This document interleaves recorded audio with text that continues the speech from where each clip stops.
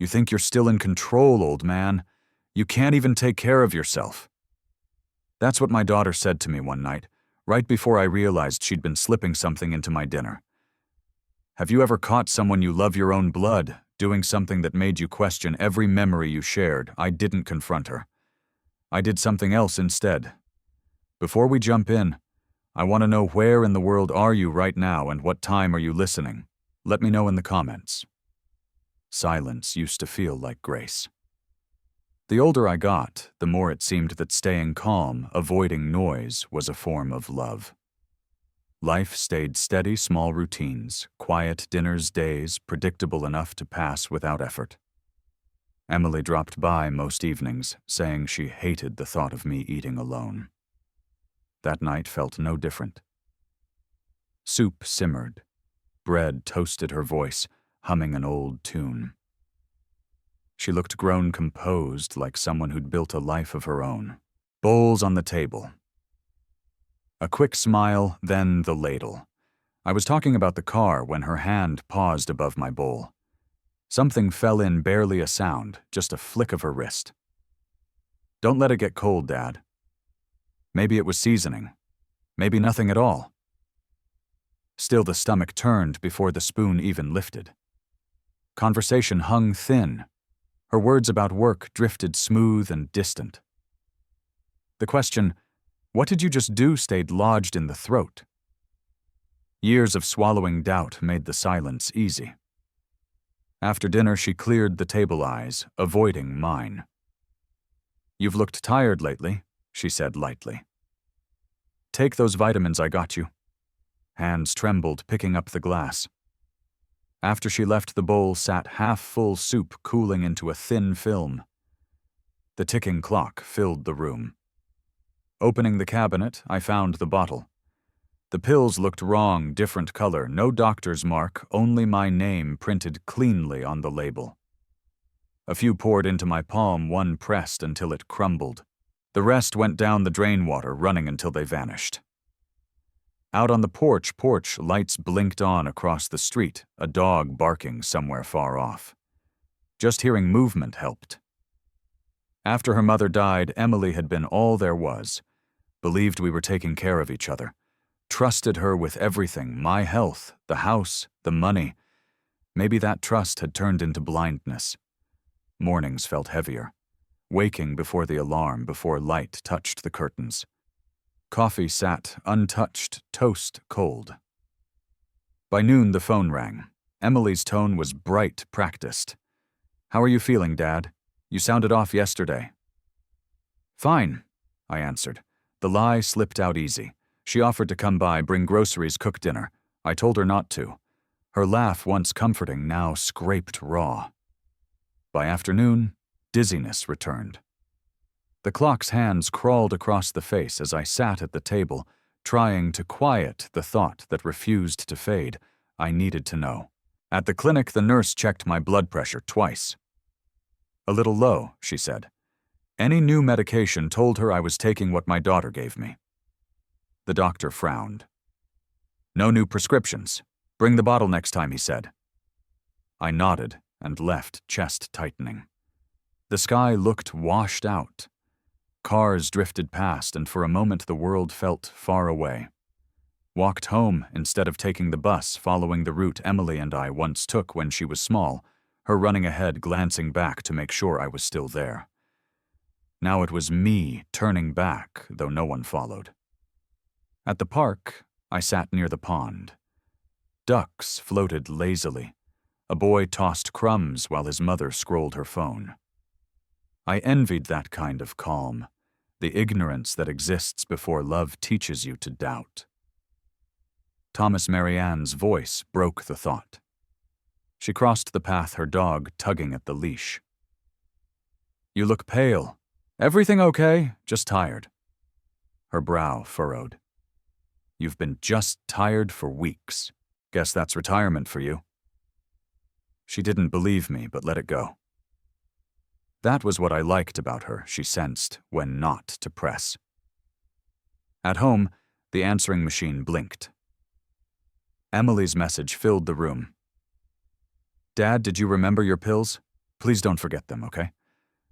Her concern should have soothed me. Instead, it hollowed me out. I stared at the bottle in the cabinet, waiting for it to explain itself. Dinner passed untouched. The soup from the night before still lingered somewhere between memory and nausea. I drank some water, forcing the thought back, but it kept circling.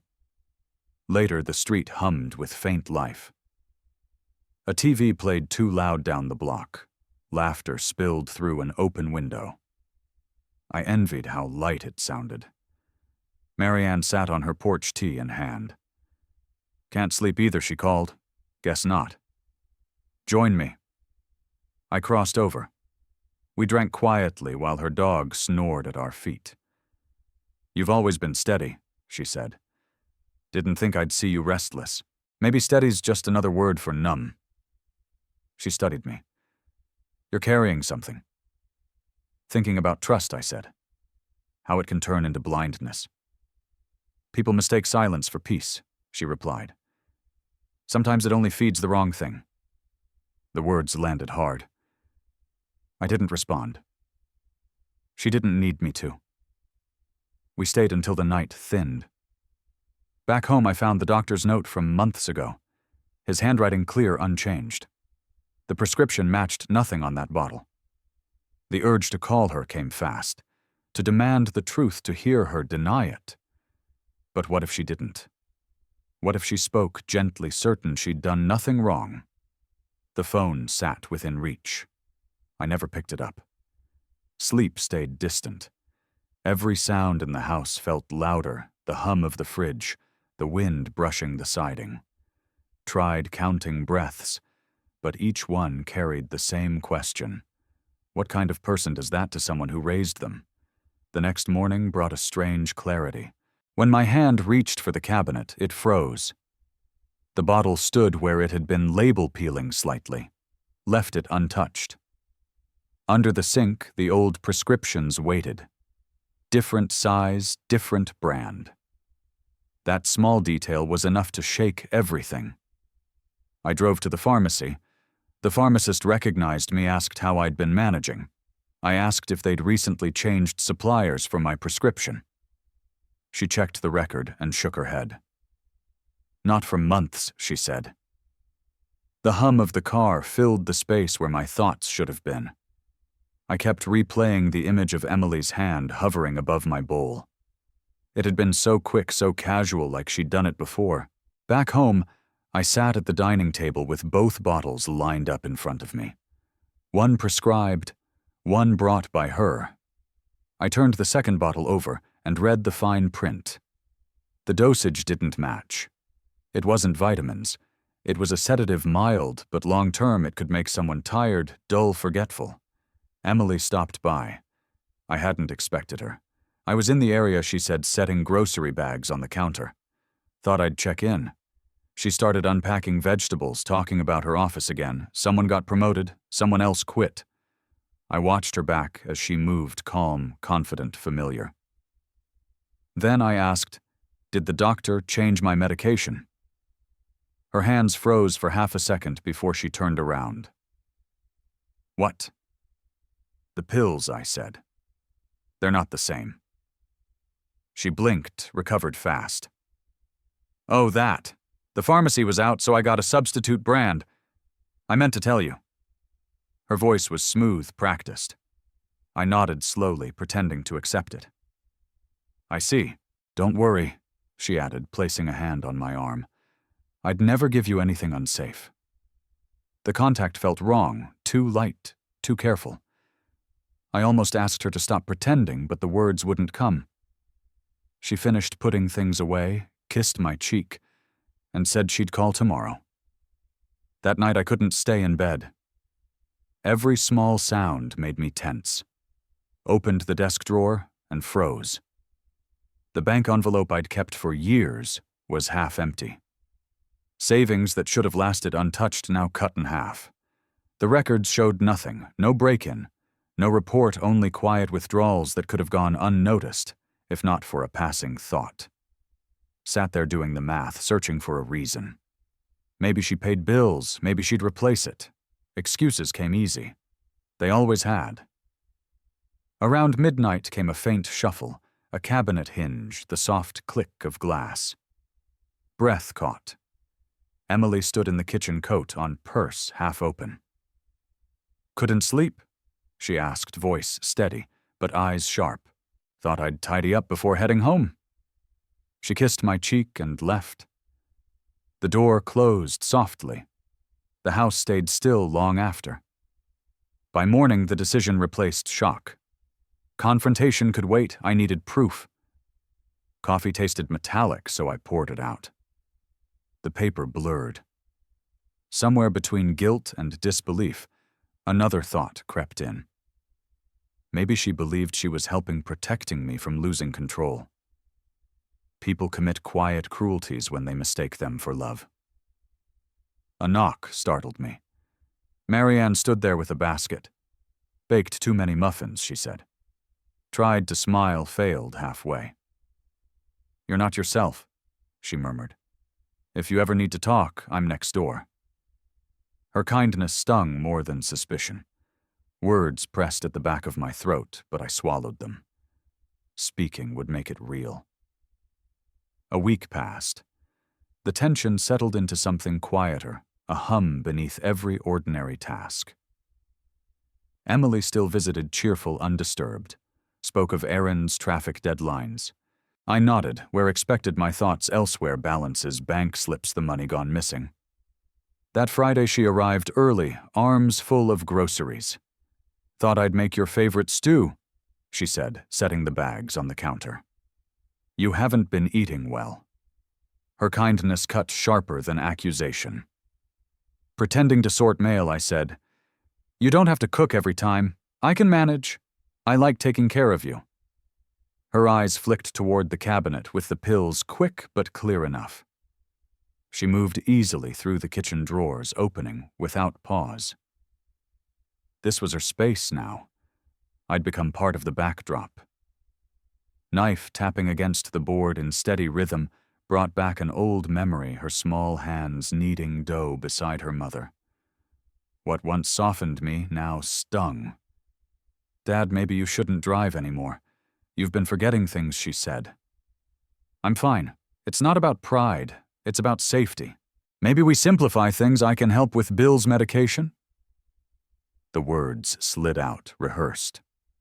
When she met my eyes, a faint impatience showed, the kind reserved for the weak. "I'll think about it." She exhaled through her nose, certain she'd already won. After dinner, she boxed the leftovers neatly, asked for a spare house key just in case. My hesitation barely slowed her hand as I passed it over. Once she left, I leaned against the door. The smell of stew filled the room. I poured it down the sink. Morning brought a letter from the bank addressed to both of us. Joint account adjustment. My name printed beside hers. I hadn't signed anything. At the branch, the clerk spoke gently, an online authorization with my digital signature. I asked to see it. My name appeared in a handwriting too neat, too calm. Back home, no answer when I called. Left no message. That evening, Marianne brought a pie. "You look worn out," she said, setting it down. "Rough week." Something like that. She poured tea, took the chair across from me. "You keep too much inside, Thomas. That's not strength, it's slow poison." Her words landed harder than she meant. "Sometimes love changes shape," I said. "Turns into something else before you notice." "Like debt," she murmured. "You give until nothing's left." We sat in quiet while the clock ticked through the room. After she left, I opened the drawer again, pulled a notebook from beneath old receipts, and began listing everything: dates, pills, withdrawals, her visits. The handwriting steadied as I wrote. Proof might not heal, but it anchored me. Next evening, Emily arrived early. "You look tired. Did you take your pills?" "Yes." Her eyes moved over the table. "You've been going through things again, haven't you? You don't trust me anymore." Her tone softened, but something cold edged beneath. Why did the bank send me a joint form? I've been paying your bills. You signed it, don't you remember? The calm in her voice chilled me more than anger would have. I'd remember that. She shrugged, washing a clean dish. You've been forgetting a lot lately. Maybe talk to your doctor again. The meaning was clear, one more step, and she'd call me confused. She left soon after. I tore the form into strips and dropped them into the trash. The sound of paper tearing steadied my pulse. Later, Marianne's window glowed across the street. Thought about calling my son, but didn't. He'd tell me I was mistaken, that Emily meant well. Made tea, forgot to drink it. Stood there until the cup went cold. It wasn't fear anymore. Clarity had taken its place, the quiet kind that stays. I drove to the hardware store and bought a small black camera. The clerk asked if it was for bird watching. Something like that. Driving back, the world looked unchanged, yet every line felt sharper. Not brave, not angry, just certain. I was done guessing. By dawn, I'd made up my mind. Told Marianne I was fixing the smoke detector so she wouldn't ask questions. She poured coffee, wished me an easy day. Set it up soon after, simple enough. Placed it behind the cookie jar on top of the fridge, high enough to see the counter, low enough to stay hidden. Ran a short test and watched myself adjusting the lens. The face staring back seemed older, worn in ways rest couldn't repair. Emily called around noon. You doing okay, Dad? I'm managing, I said. I'll come by tomorrow. You need more soup anyway. That word again. Soup. Once comfort, now something else entirely. When she arrived, I kept steady. She moved around the kitchen, cheerful, every motion too smooth, too prepared. Stirring checking bottles, talking about work like nothing had changed. Did you take your pills this morning? I did. Good. You look more alert today. I smiled faintly. She'd never know how true that was. As the sky dimmed, I connected the camera to my laptop. The first few minutes were harmless, her cooking, cleaning, setting the table. Then the purse opened, the white bottle appeared. She crushed the powder with a spoon, stirred it into my soup, and smiled. No pause. No regret. I replayed it 3 times. Not for proof, my mind simply refused to catch up. Later, Marianne called. You sounded strange earlier. I'm fine. My throat caught on the word. Sometimes fine is the last thing we are before everything changes. Her voice lingered after the call ended. Days followed quietly. Emily texted often, reminders, questions, small talk. I answered carefully. She noticed nothing. People rarely do when they think they're still in charge. I began collecting things. Videos, statements, pill labels. Every night I laid them out on the dining table, arranging them like clues. Each slip of paper carried its own small betrayal. Marianne stopped by with cookies. You've been busy, she said, scanning the room. Just organizing. She studied me. You remind me of my father trying to prove something no one wanted to see. It nearly broke him. Did he? In the end, yes. But it cost him plenty. Her tone softened the warning. We drank tea, spoke of weather and neighbors. Ordinary words, heavy all the same. When she left, I played the clip again once. It no longer hurt, only confirmed what I already knew. That evening, I bought a small USB drive. When the clerk asked if I needed more storage, I said, no, just enough. Back home, I copied the file, labeled it with the date, and buried it beneath old tax papers. Then I scrubbed the counter until the bleach bit my hands. Near 9, Emily called. Did you eat dinner? Not yet. I'll bring something tomorrow. Maybe chicken soup. Her tone sweet, casual. My stomach turned. Sure, I said. That'd be nice. After the call, I poured a drink and sat in the dark. Love. I thought changes shape quietly, giving turns to taking patience to blindness. Soup again. Once comfort, now warning. When she arrived, I kept steady. She moved around the kitchen, cheerful, each motion too precise. Stirring, checking bottles, humming the tune her mother used to hum. "Did you take your pills?" I did. "Good. You look alert today." I smiled faintly. She'd never know how true that was.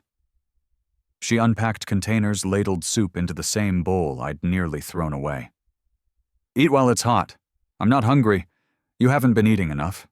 I'll reheat it later." Her eyes flicked over me, measuring.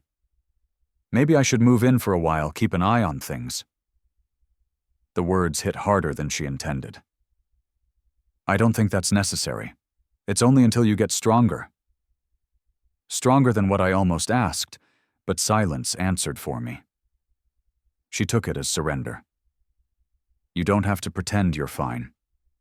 I know how hard this is." I forced a smile. "We'll talk later." After she left, the quiet shifted. The house felt borrowed, as if she owned its walls. I opened my notebook and wrote her words down. Maybe I should move in, then underlined them twice. Evening came early. I watched the footage again, not for doubt, but reminder. Copied the new clip to another drive and hid it among old books. The next day I bought another camera, this one shaped like a smoke alarm. Told the clerk I'd heard noises in the attic. He didn't ask questions. Installing it steadied my hands. When it was done, I sat and waited for the house to settle. Rain began soft, steady. I opened the back door just to hear it strike the porch. A message buzzed. "Don't forget your vitamins tonight. I'll stop by tomorrow." I typed, "Okay," stared at it, sent it anyway. The reflection on the screen looked foreign. Marianne knocked later, umbrella dripping. "You missed our walk," she said. "I lost track." "You've got that look again," she said quietly. "Something's weighing on you, just trying to sort things out. Then sort them before they sort you." Her bluntness made me smile. "You make it sound easy." "It's not," she replied. "But it's necessary." We drank tea without talking. When she left, I stood in the dark kitchen listening to water drip from the eaves. For once, the quiet didn't frighten me, it waited. The phone buzzed again. "Love you, Dad." Rain kept on through the day, steady as breathing. I sat at the table, notes spread out when her car pulled up. The sound didn't tense me anymore, it just marked time. She came in bright, shaking off her umbrella. "You didn't answer my texts. I got worried." "I've been busy," I said, folding a sheet and sliding it into my notebook. "Busy with what? Cleaning up?" She laughed. "Since when do you clean anything but your tools?" I let it pass.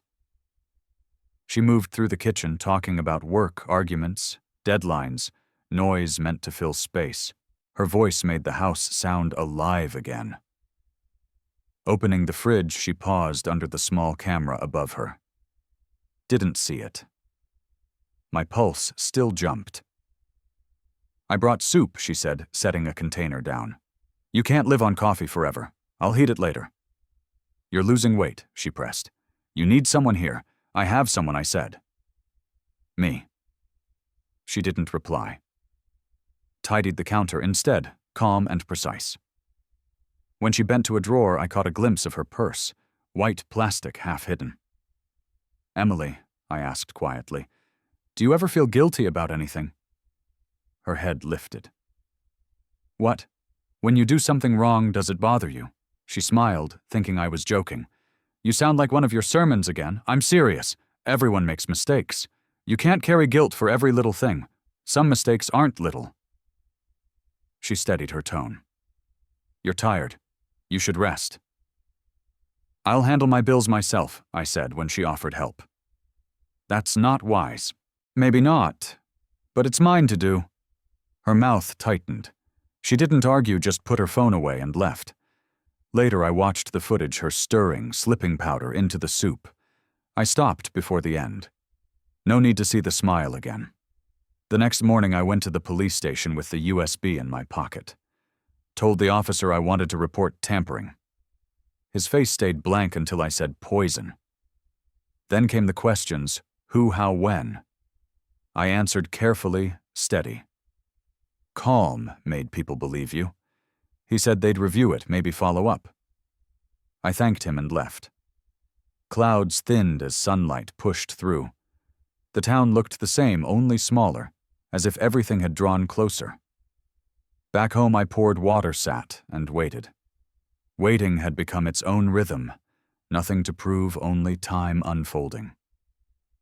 Evening brought Marianne and her dog. "You look lighter," she said. "I've done what I can." "Good. Doing right often feels like fighting," she said. It does. We talked little after that, her sister's grandchild, the way life kept moving, whether we were ready or not. After she left, I walked the house, turning off lights one by one. My reflection followed, familiar but distant. In the kitchen, the untouched bowl waited. I emptied it, rinsed it clean. The drain gurgled. Rain had stopped leaving the room still. I cracked a window. My phone buzzed. "This is Officer Daniels. We've reviewed the footage. Please come in tomorrow morning." I typed back, "I'll be there." "Bring the original device," came the reply. The officer called before I left. His tone careful, measured. "Just bring what you have, sir. We'll go through it together." I dressed slowly, choosing a clean shirt I hadn't worn in months. My hands moved steady. The room felt lighter, charged with something unnamed. I sealed the camera in a brown envelope, slid it into my coat pocket, and stepped outside. At the station, the same officer met me by the front desk. "Thomas Hale, right?" His badge read, "Daniels."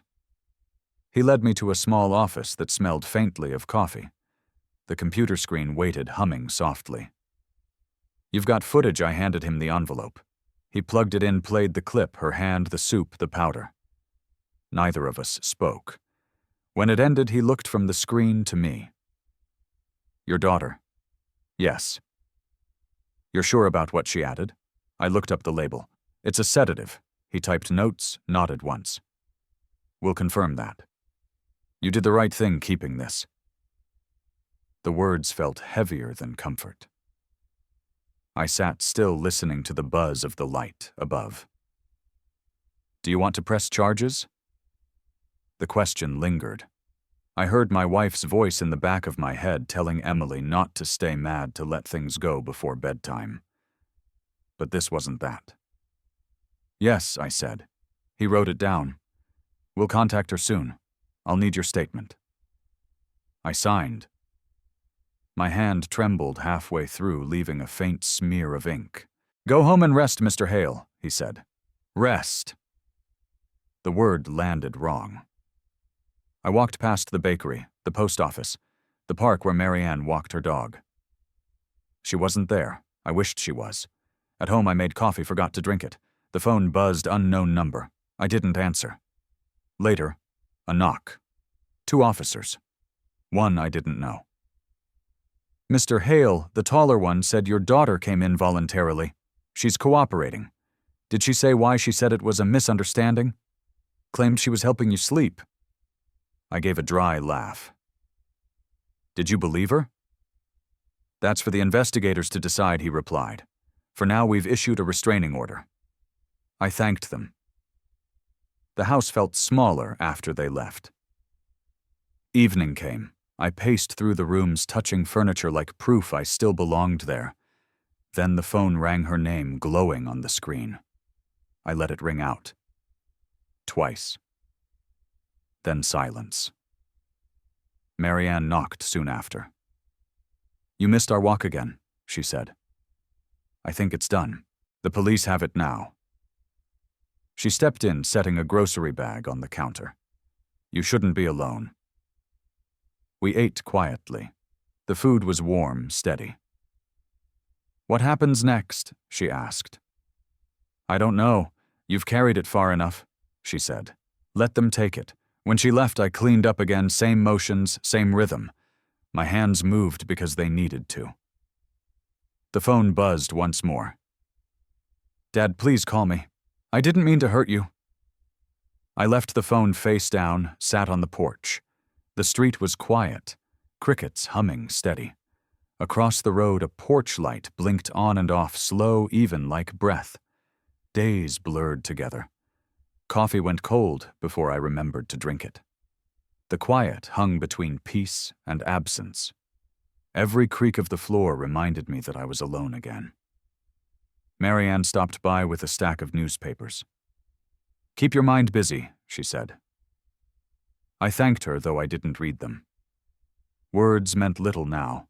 Waiting was the only thing that felt real, a call, a letter, a knock to prove I still existed.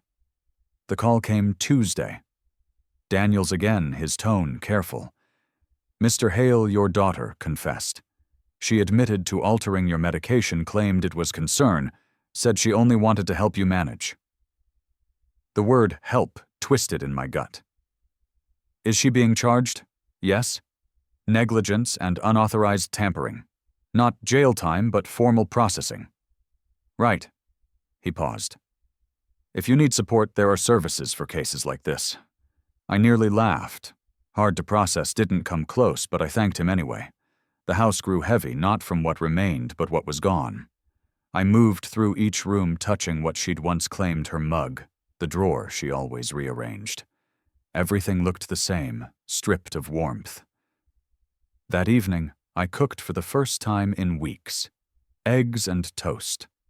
Ate standing at the counter because sitting felt dishonest. The officer's words replayed, she confessed. The phrase kept circling, knocking against old memories, bedtime stories, her small hand clinging during storms, her first dad, after her mother's death. Somewhere between that child and the woman who stirred my soup, I'd lost her, or she'd lost me. The phone rang. Marianne's tone was steady. "They called me. Emily listed me as her emergency contact." I froze. "No." She said she had no one else. "They asked if I'd speak with her lawyer. I said I'd think about it. You don't have to." "I know," she said. "But she's scared. Not asking for forgiveness, just scared." The image didn't fit. She made her choices. "Yes," Marianne said. "And so did you. We let the weight of that hang." She didn't push further. Sleep came in fragments. Each time I woke, I whispered the same question. When did she stop being my child? By morning, I drove to the park, near the river, the one where we used to eat ice cream. The trees seemed older, or maybe I was. A man passed with his son, the boy, waving a rock like treasure. The father smiled, pretending to listen. For a moment, memory stung love before it required armor. Back home, an envelope waited. Legal papers, our names side by side, words like restraining order and temporary guardianship. At the bottom, a note in her handwriting. "I'm sorry, Dad. I didn't mean to make you afraid." The letters were careful, almost childlike. I set it on the counter and stared until the lines stopped moving. Later, I called Marianne. She wrote to me. I thought she would. "What am I supposed to do with that?" "Read it," she said. "Then live with it." That's all any of us ever do. After the call, I made coffee, drank it slowly. Forgiveness wasn't something you gave, it was something you stopped chasing. 2 days later, her lawyer called. His tone was even distant. "Emily wants to see you," he said. "Just a short conversation. She believes you deserve to hear her side."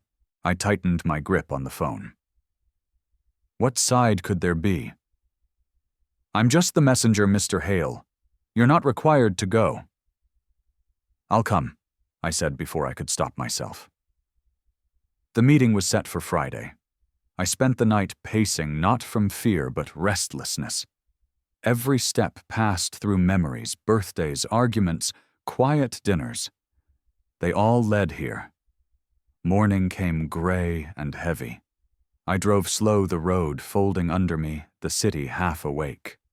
When I parked, I stayed in the car a while, hands tight on the wheel.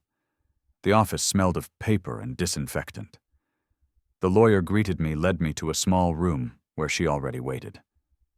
Emily looked smaller than I remembered, or maybe absence had made her shrink. She stood when I entered, hands clasped. "Dad," she said softly. I nodded, didn't sit until she motioned to the chair across from her. The room felt too polite for what hung between us. "I know what I did," she began. "But it wasn't what you think. You gave me things I didn't consent to, took my money, lied. I don't need to think it happened." Her voice shook. "I wasn't trying to hurt you. You were slipping, forgetting things, leaving the stove on. I panicked. I thought if you slowed down, if you rested, you decided for me. I tried to protect you." The words cracked the calm, then fell flat. Everything I did, I thought it was love. Love without honesty isn't love. Tears blurred her eyes. "I'm sorry. I just wanted to fix things. You were all I had left." Something in that hit deep, not because it excused her, but because it showed how loneliness can warp care. She wasn't cruel, just lost. "You took away my choice," I said. "Each time you stirred that soup, each pill you switched, you said my voice didn't matter." She swallowed hard. "Then what do I do now?" "You don't." Her breath caught. The lawyer shifted uneasily. I stood. "I don't hate you," I said almost to myself. "But I can't live in the life you built for me." She looked up, trembling. "You're leaving me again." "No. I'm leaving the lie." The quiet that followed wasn't cruel. It was clean. I walked past her, nodded at the lawyer, and stepped into damp, cool air. I didn't look back. The drive home felt long but calm. Marianne was trimming her roses when I pulled in. She looked up. "You went somewhere important." "I did." She waited, didn't ask more. I handed her the flowers. "For your table." She smiled, quiet and real. "You look tired." "I am," I said. "But lighter." We stood a while under a clearing sky, sunlight threading through clouds. The phone buzzed a message: "She's been released under supervision. We'll keep you updated." The week passed quietly, not peacefully. Each dawn I brewed coffee and counted my days by sound the mail truck, Marianne's dog, the hum of the fridge. Noise meant I was still part of something alive. By Thursday, quiet began to thin. A letter arrived, her name printed neatly in the corner. My pulse rose before I opened it. "I'm starting therapy. They say I need to learn boundaries. I hope you're well. I miss you." No apology, just her careful handwriting, still round like a child's. I folded it into my pocket, unsure whether to keep or throw it away. That afternoon, Marianne brought apples from her yard. She studied me, then asked gently, "Do you ever drive out of the city anymore?" "Not really. You should. Sometimes distance tricks the mind into healing." I smiled. "You sound like my wife." Then she was probably right. She set the basket down. "Go somewhere even if you come back the same day." The next morning I drove north. No destination, just the old road along the Columbia River. Along the way, landmarks appeared like old ghosts: a gas station, a diner where I once took Emily for pie. The sign was half gone. I stopped anyway. The waitress placed my plate without small talk. Her eyes flicked to the folded paper in my pocket. "Bad news? Old news." She nodded and walked off. The pie was too sweet, but I finished it, something owed to memory. On the way back, clouds gathered. The world softened under gray light. The letter was still in my pocket, damp from my hand. I unfolded it, tracing the words without reading. The word boundaries stayed with me. Maybe she understood it now, or maybe she'd only learned to repeat it. That night I dreamed of her as a child on the kitchen floor drawing with crayons. "Look, Dad," she said, holding up a picture of a house with a sun too large for the sky. "This is us." When I woke, the ache was dull, almost kind. Days later, Marianne invited me to dinner. Her house smelled of rosemary and roasting meat. "You look better," she said. "Your shoulders aren't up by your ears anymore." "I'm learning to live quieter," I said. "That's not the same as living small." We ate, simply then played cards. She beat me every round. When I stood to leave, she touched my arm. "You don't have to carry everything alone." I didn't reply, but her words settled somewhere steady inside me. At home, I opened the drawer with all the records, police reports, prescriptions, the videos. I stacked them, sealed the box, and pushed it into the back of the closet. The act felt deliberate, final, but not bitter. I sat at the kitchen table where it all began. The clock ticked evenly. When the phone rang, I waited. Then her voice filled the machine. "Dad, it's me. I'm leaving Portland for a while. The doctor says I need space. I thought you should know." Her tone was calm, controlled. "I'll send my new address when I'm ready. Take care of yourself." The line clicked off. I stared at the machine, unsure what to call the feeling: relief, sorrow, maybe both. A week later, I'd stopped checking the mailbox. The habit faded the way grief slips into background noise once it stops demanding notice. Days settled into rhythm: coffee, a walk, calls with Marianne. Ordinary things steady enough to build around. While trimming the hedges, I found the small camera still screwed above the kitchen. I'd forgotten it. Leaving it felt like keeping a ghost, removing it like erasing proof. Still, I unscrewed it, set it in a drawer, and closed it. That evening, I sat at the table with my notebook. The last line read, "She's gone for now. Maybe that's mercy." Beneath it, I wrote, "The house is quiet, but it no longer feels dangerous." Safety didn't return all at once. It leaked back through small things: boiling water, clean laundry, afternoon, light sliding across the floor. Stillness had become a new kind of noise. That weekend, Marianne arrived with her dog. "You need a distraction," she said, handing me the leash. "He listens better than most people." The dog tugged ahead, nose to the ground. Leaves had begun to turn orange, edging the trees. He stopped often, reminding me that attention could be simple. On the way back, Marianne mentioned selling her house. Too big for one person. Maybe somewhere near the coast. "You've always liked the ocean." "It's honest," she said. "It gives back what you give it." At her gate, she studied me. "You seem steadier. Not healed, but present. Present's enough." After she left, I moved through the house, turning off lights. The fridge hummed softly. I opened the cabinet where I once hid my notes. The sealed box was still there, untouched. It could stay that way, proof enough, without needing to be reopened.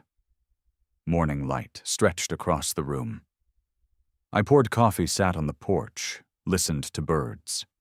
I wondered where Emily was, if therapy had taught her anything, if she'd begun again somewhere new. The thought no longer hurt. It simply existed. Around noon, Marianne called. "The farmer's market's open. Come with me, I'll buy you a pie." "Which kind?" "Whichever makes you smile." I laughed, surprised by the sound. 10 minutes. The market buzzed with chatter and the smell of bread. Families drifted between stalls, hands brushing over fruit and honey jars. Marianne pointed out the small things: the tomatoes stacked like suns, the old man humming behind the cheese stand. We shared a pie on a wooden bench. She talked about her sister. I mentioned fixing the fence. The world felt manageable again. Driving home, I passed the diner. The sign still broken. I didn't stop. Some places only belong to the lost. My notebook waited on the table. I wrote, "The world didn't end. It just rearranged itself." Marianne texted, "Did the pie survive half of it?" I replied, The dog's to blame. Her response came fast. That's mercy too. I smiled, leaned back. The house creaked softly, the sound of settling not breaking. A letter arrived from her lawyer. Emily had finished her program and moved to another state, no address, just a line about contact when both parties are ready. The phrasing was cold, but something in me eased. That evening, I sat on the porch, Marianne's dog asleep by my feet. The sky faded between blue and ash. For once, the world didn't feel borrowed. I read the letter twice, folded it, and slipped it into my notebook, not from sentiment, but because it belonged to the story. For the first time, I was ready to let the story end. The phone rang. Marianne's calm voice came through. I just made stew. If you don't have plans, come eat. I'll bring bread, I said, grabbing my jacket. Her kitchen smelled of thyme and roasted onions. She moved easily through the space, serving soup without asking how I'd been. She already knew. Conversation drifted through Garden's weather and her plans to visit her sister. At one point she said, "You don't talk about her anymore." I ran out of new ways to say the same things. "That's not forgetting," she replied. "That's healing." I didn't argue. Maybe healing wasn't a miracle, just exhaustion finding rest. After dinner, I helped her wash dishes. The rhythm of rinsing and porcelain clinking felt steady. She mentioned moving closer to the coast. "You should," I told her. "You've got the kind of patience the sea respects." She gave a small, knowing smile. "You could visit." "Maybe I will." Driving home, I caught myself humming a tune my wife once hummed while folding laundry. At the kitchen table, I poured a glass of water. The chair gave its familiar creak. The box of documents stayed in the closet lighter, now no longer asking to be carried. Some weights don't need burning. They fade once you stop holding them. In the morning, the river stretched wide under a pale sky. Maybe it hadn't changed at all. Maybe I had. The letter tore easily, strips drifting into the current, spinning once before disappearing. Watching them go didn't close anything. It steadied what was left. Back home, Marianne waited on the porch, her dog wagging beside her. "You left early," she teased. "I thought you'd run off to Canada." "I thought about it," I said, "but I don't speak French anymore." She laughed. "Then at least have coffee." While the kettle warmed, she watched the trees sway. "You've changed," she said. "You used to wear silence like armor. Now it looks like peace." I poured the coffee and handed her a cup. We sat quietly, the dog curled beneath the table. The simple rhythm of sipping and breathing filled the room better than talk. Before leaving, she mentioned an antique shop by the highway that sold old clocks and cameras. "We could go tomorrow." "Maybe we should." After she left, the warmth lingered. Before bed, opened the notebook once more. On a clean page, I wrote, "She's living somewhere else now. So am I, even if I never moved." Then I closed it and left it in the drawer. Spring came quietly. I woke to birdsong, and knew winter had loosened its hold. My body still obeyed when I asked it to move, and that was enough. Marianne had called earlier, asking if I'd help rebuild the fence along her porch. "You could use the work," she'd teased. She was right, I needed something solid to shape again. When I arrived, the boards were stacked neatly by the house. She'd measured everything precise as always. We worked side by side most of the day, speaking little. She hummed an old tune steady as her hands.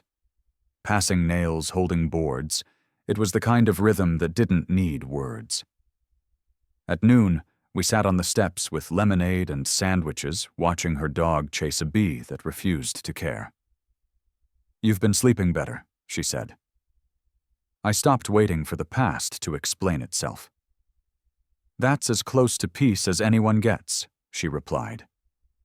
Later, she told me she'd decided to sell the house by summer. "There's a cottage near Cannon Beach," she said. "Small, but it faces the water. You'll like that. I will. You could visit, you know. The ocean doesn't talk, but it listens. I didn't answer. Some invitations didn't need one right away. That evening home felt lighter than it had in years. Curtains moved gently in the breeze.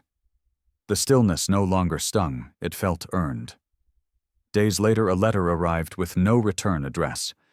Her handwriting stopped me before I even opened it. Dad, I hope you're well. I'm teaching art at a community center. I think of you often. Thank you for letting things end quietly. No apology, no plea, just acknowledgement. I folded it, slipped it into the back of my notebook. It didn't reopen anything. It simply closed what was already done. That night, I drove to the river.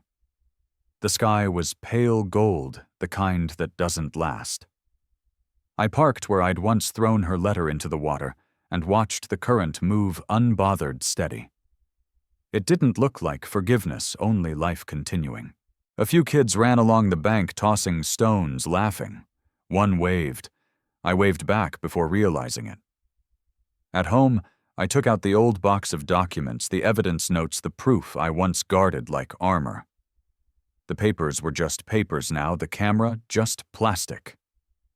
I carried the box behind the shed, set it in the metal bin, and lit a match. The flames caught fast orange, folding into ash. The smoke rose thin and harmless. When it was done, I turned off the hose and went back in. Marianne called that evening. "Did you do something reckless today?" "Something close?" I said. She laughed softly. "Good. Sometimes you have to burn the proof before it burns you. I told her I'd come tomorrow to finish the fence." "I'll make peach cobbler," she said. Marianne sold her house in late June. That morning I helped her load boxes into a rented truck. The air carried a trace of salt, though the ocean was still hours away. She handed me a paper bag filled with herbs, thyme, basil, mint, wrapped in a towel. "So you'll remember to cook real food," she said. "I'll try," I answered, though we both knew I'd end up with sandwiches. We didn't say much after that. The engine started, gravel cracked beneath the tires, and she waved once before turning down the road. When the sound faded, it was only wind again. The yard next door looked empty without her. Even her dog's absence had its own weight. I stood by the fence we'd built together, tracing the smooth top rail. It would outlast us both. Days fell into quiet rhythm, tending hedges, mending the porch, reading books about people rebuilding lives after collapse. They made sense. Not every story needed redemption. Endurance was enough. A letter arrived from the coast. The envelope smelled faintly of salt. The house is smaller than I imagined, but wider inside somehow. I can hear waves at night. You'd like the quiet here. The dog's already made friends. Come when you feel like breathing differently. A pressed yellow flower fell out when I opened it. I left it on the windowsill, read the note twice, then set it beside the kettle. The idea of leaving town didn't seem impossible anymore. That weekend I drove to the farmer's market alone. The place buzzed with chatter and a man playing guitar near the fruit stalls. I bought Peach's bread and honey from a vendor who called everyone sweetheart. On the way back, an old woman stopped me. "You used to come here with your daughter, didn't you?" I nodded. "A long time ago. She loved the jam stand," the woman said, smiling. "Always asked for samples." I thanked her and walked away before memory turned heavy. It followed anyway, gentle this time. At home, I made tea and sliced a peach, ate by the sink, watching a bird hop along the fence before it startled and flew off. For once, I envied its ease and laughed at myself for it. That evening, I cleared the closet where the old box had been. The space it left was small, almost invisible. I filled it with a folded blanket, spare boots, and the toolkit Marianne insisted I keep. Usefulness replacing weight. The phone rang near sunset. Emily. Her tone was steady, lighter. "I wanted to let you know I'm in New Mexico now. The job's good. The people are kind. I'm glad I said. I don't expect you to say more than that. There's nothing more I need to. She paused.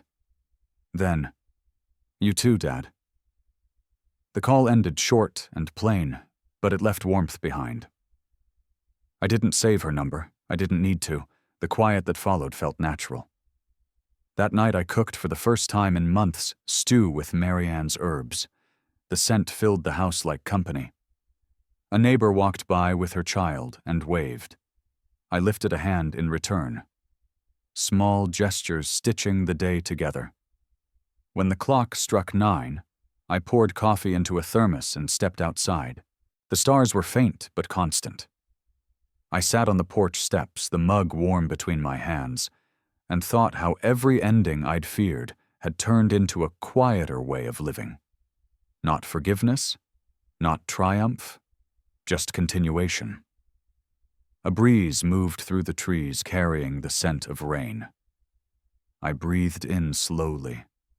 The moment didn't need meaning. It simply was, and I was part of it. The porch light flickered once. I didn't fix it. Some things can fade without breaking rhythm. I finished the coffee, set the cup down, and watched the glow stretch across the yard until it disappeared.